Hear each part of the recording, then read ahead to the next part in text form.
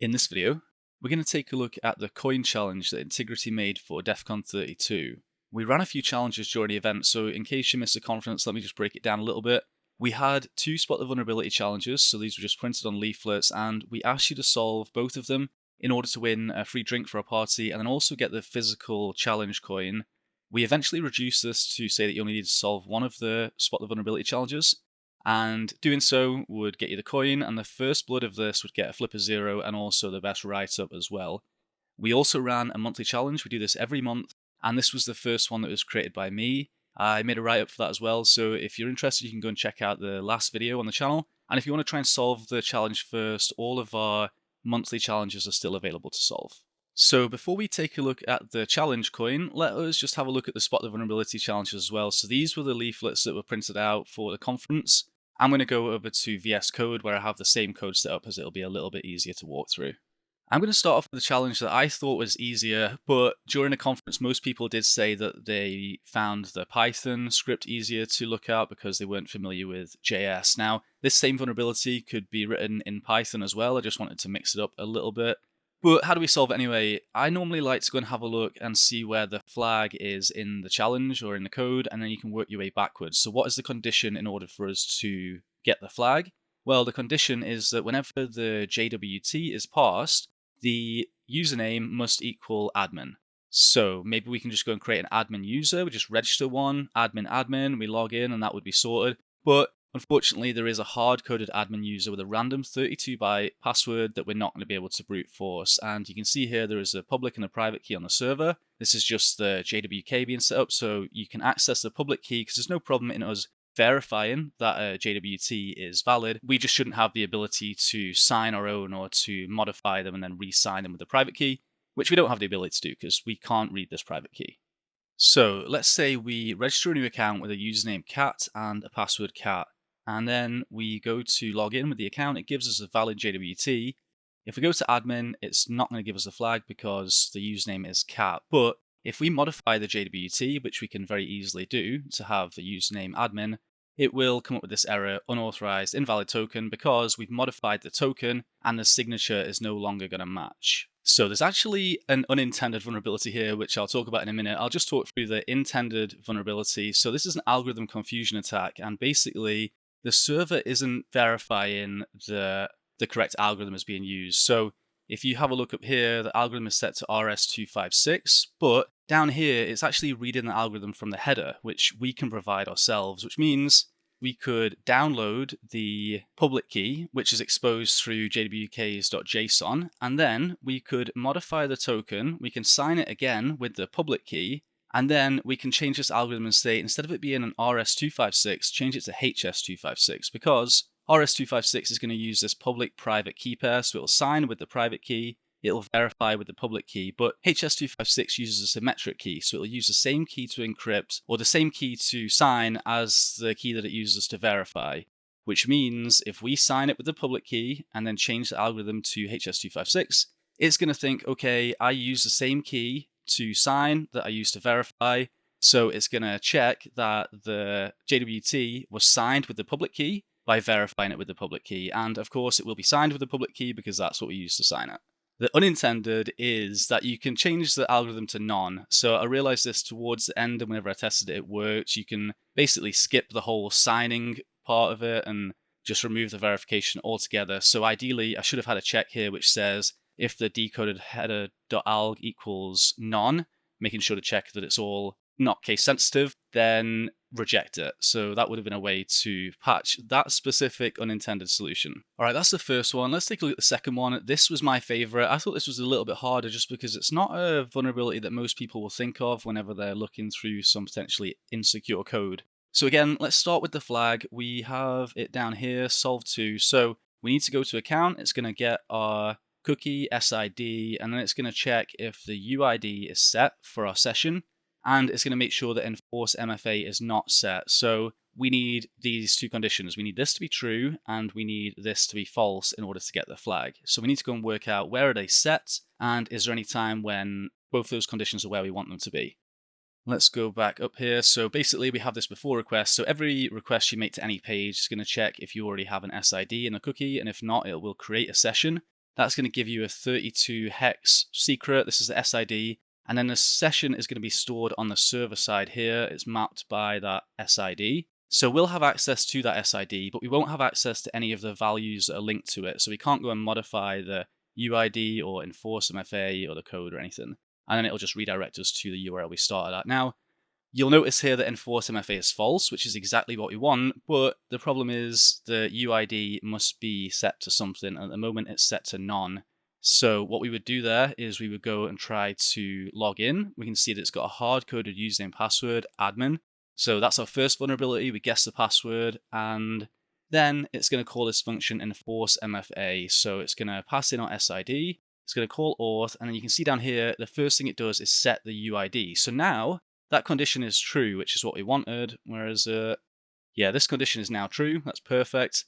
But then it's going to check, is MFA enabled for user? And there is only one user object. It is the admin, and MFA is enabled. So once it realizes that, it's going to generate a code, and it's going to set enforce MFA to true.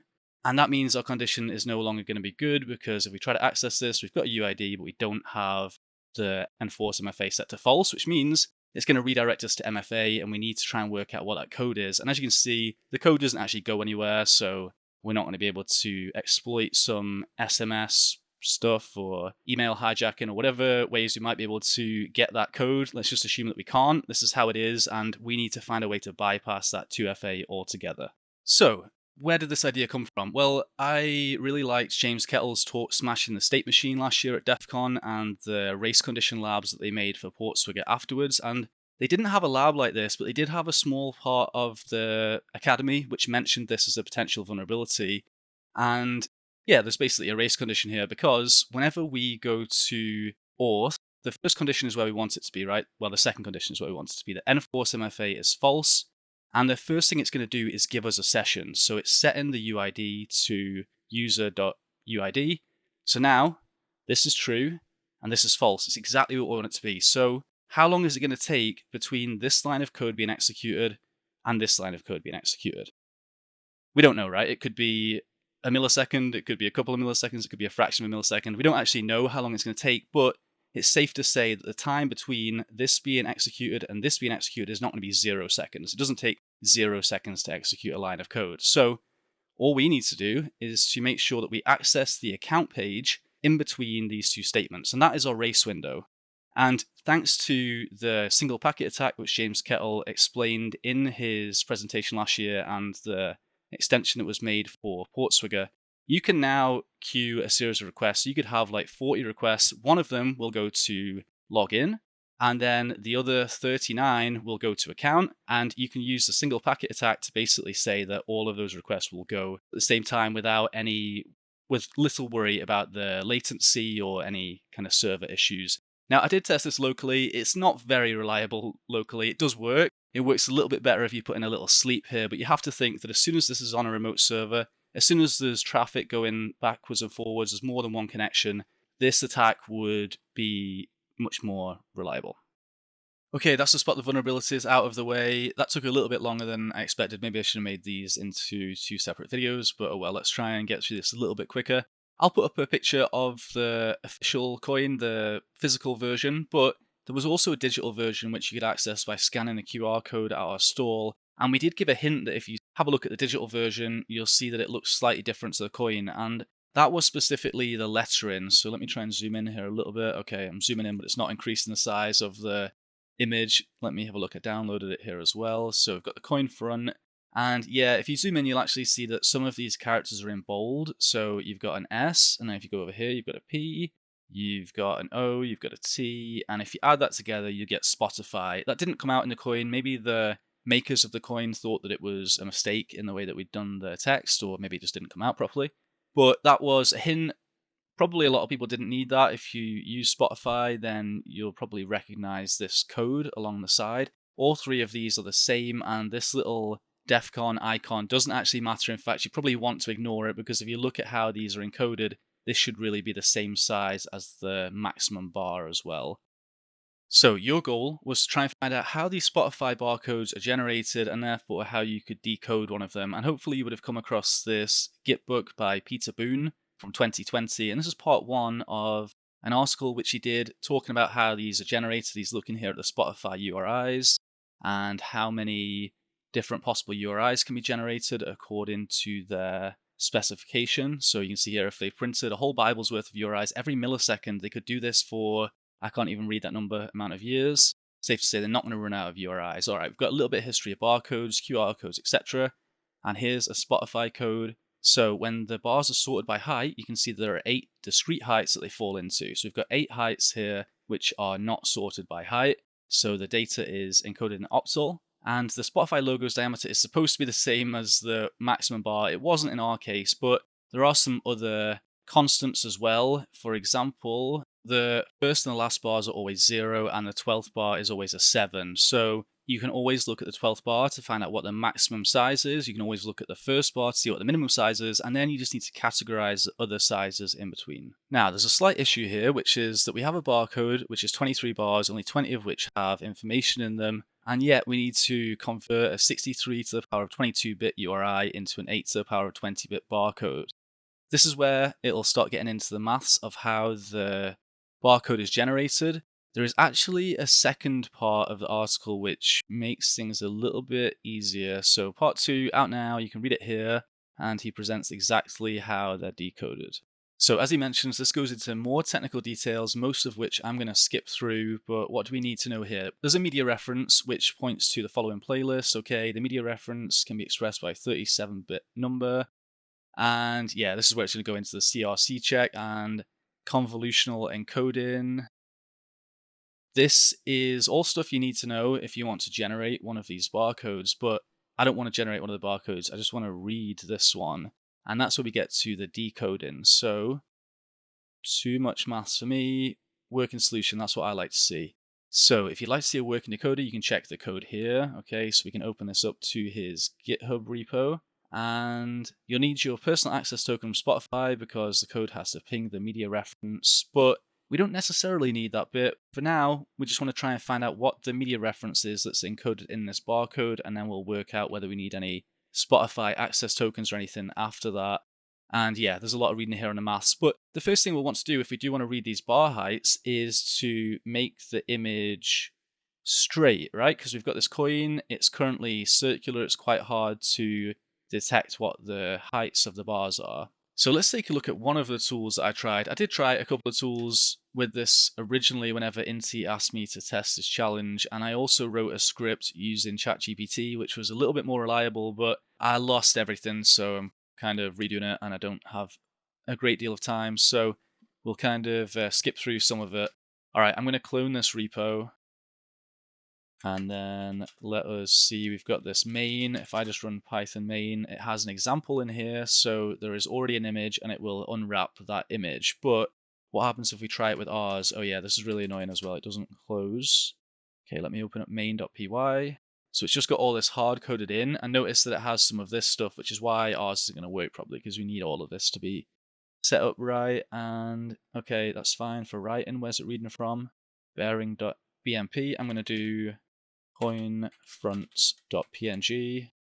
Let's save it. Let's see how that looks. Ah, that's not it.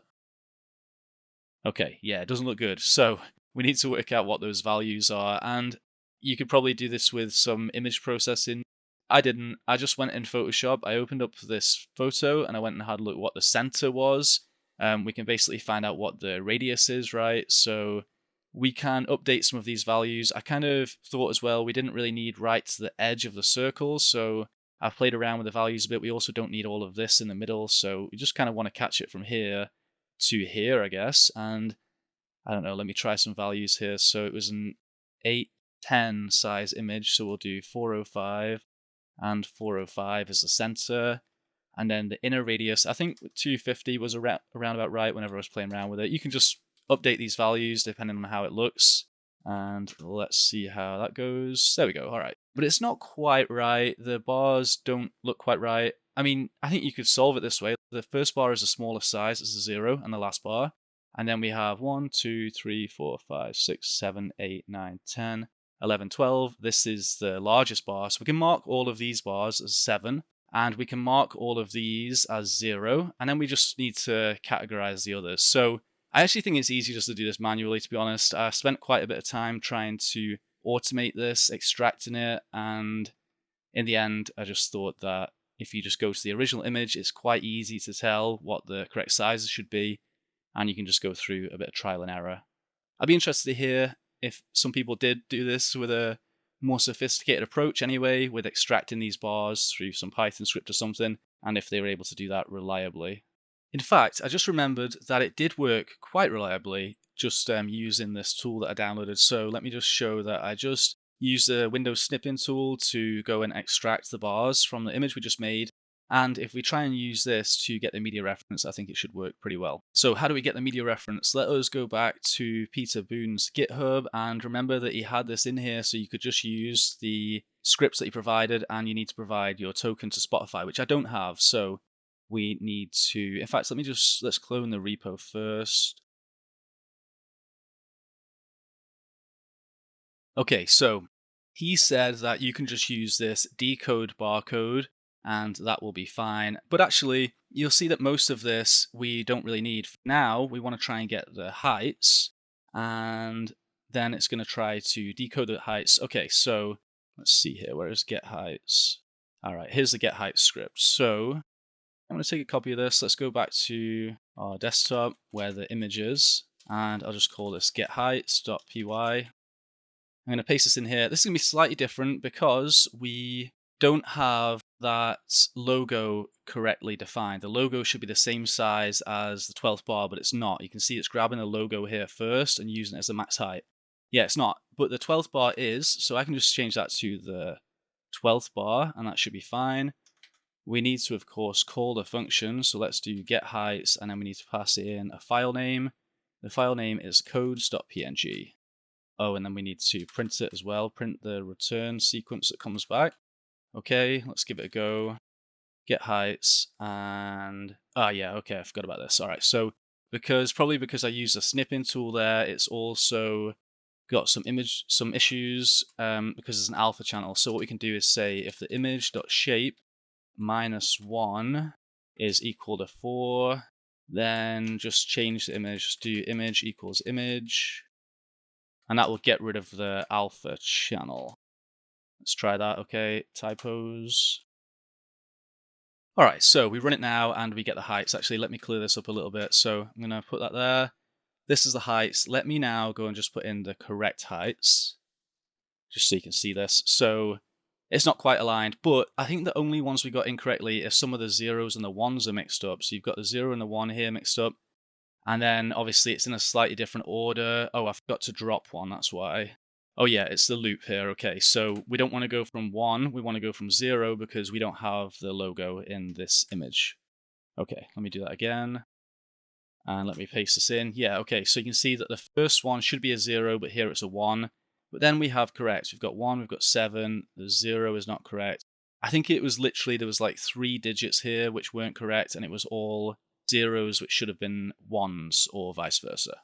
So yeah, I think it's pretty safe to say that you could just modify the script to extract the codes, the bars, or you could just like improve how it is generating the heights from the bars, and you could fix those slight issues with the values. I would prefer just to do it manually personally. I think it's a lot quicker, but it's up to you. And then once you have that, then we go back to our decode barcode. Let's just go and update some of this stuff. So the heights, instead of getting the heights, let's just paste in the heights that we have. These are the correct heights. And yeah, we're going to drop the bars. That's fine. We are going to decode the heights, and then we're going to print the media reference. And then this is all the stuff we need the token for, which I don't care about for now. So in fact, I don't care about any of this. Let's make this a little bit simpler. So let's do Python decode barcode, and we get an error because, let's do it again. Oh, it's because it is a string. There we go. Okay, let's do it again so we can see it. There we go. There's our heights, and this is the media reference which is generated from those heights. So the next step is pretty easy. Basically, this is a website that you can go to. So you can just go to HTTPS and then boom. Yeah, it's giving me a warning. Advanced, accept the risk. Oh, doesn't want me to accept the risk. Can I go to HTTP? There we go. All right. So it wasn't HTTPS. Yeah, this basically takes you through to the challenge page where you can now submit your solution. And just to verify that, let's go to CyberChef and we will paste in the number that we got. And let's do IP, change IP format, and you can change it from decimal to dot decimal. There we go. That's the IP address that we just accessed, which took us through to the landing page where you can submit the solution. Now, there was an interesting unintended solution to this challenge, which you didn't anticipate. Somebody actually was solving our monthly challenge, which you can always access at challenge.intigriti.io, and it will redirect you to the current month's challenge. We did a Defcon challenge, and yeah, the last video on the channel is this. It was a XSS via client-side path traversal and open redirect. But somebody realized that if you just request this page and set the host header to 127.0.0.1, it will redirect you to this page because it was running on the same IP address. And yeah, I didn't set it up. We'll make sure that doesn't happen again, but I thought that was interesting. I'm also going to have a quick look at the best write-ups that were submitted to us. I'm going to try and go through them pretty quickly because I think this is getting to like a 30-minute video now, and I'm going to have to edit it as well. But I just want to shout out as well, Polar Toffee's team. They were the first team to solve our coin challenge last year, and they were also the first blood this year as well. So shout out to them. Let me actually just grab the link to last year's challenge. So this was a write-up from Gus, and yeah, last year's challenge was quite a bit harder, I think, than this year's. It was a WeChat code, and again, it was a physical challenge coin, and the team that time, yeah, they did actually, I think there's a photo here where so they wrote some code to actually extract all of these elements and map them, which, yeah, I think is pretty crazy. Even knowing the solution to that challenge, I thought it was pretty difficult. I think this year's was quite a bit easier. But yeah, check out this write-up if you're interested, and hopefully we'll have another cool coin challenge for next year. I just want to highlight the write-ups. We actually accepted 2 best write-ups, so there were 3 flipper zeros given out, and I instantly love this one. The image and the title, I had my name badge at Defcon kind of done in a similar way, so instant thumbs up from me. As for the actual write-up itself, so yeah, they noted that you could solve the challenge using the digital image or through the physical coin. They found that it spells out Spotify, the bold text on the image, and that it looks kind of like a Spotify barcode. So they need to look into media codes. And I was interested to see how they would rearrange the bars. They did it with some image editing software, which is often my choice as well, and I agree, very tedious. Need to measure the bars, yeah, the 0 to 7 with 7 being the tallest. Okay, so yeah, they got the heights. They were able to correctly extract them by the looks of it. Okay, so they did that better than me. Oh, unfortunately, this doesn't work. Okay, so maybe they got the heights and then they were trying to access the code. The code didn't actually exist on Spotify, so it is a valid media reference, but the media reference isn't in Spotify's database, so if you scan this, it won't actually work. But yeah, they came across Peter Boone's article as well, and basically just went through what I've described in the write-up. They modified the code in order to generate the media reference and then finally convert it to an IP address. They got the wrong one to begin with, but eventually got the right one, which took them to the challenge page. So yeah, nice write-up. Let's have a look at the second one. This one has a photo of the coin, so you can see this is what it looked like in person. I think it actually looked better than this. I think it doesn't come out very well in images because of the way the light reflects on the black, but it does look pretty cool. And yeah, similar. So they were reconstructing the code. They came across this repo. Let me see what this is. Spotify code generator. Okay, so slightly different one. And also a blog post, which also a different blog post. Interesting. Okay, it looks like Polish maybe. Some language I don't speak anyway. Let's see. They calculated the size of the bars. I wonder, did they use that? Or did they manually do this?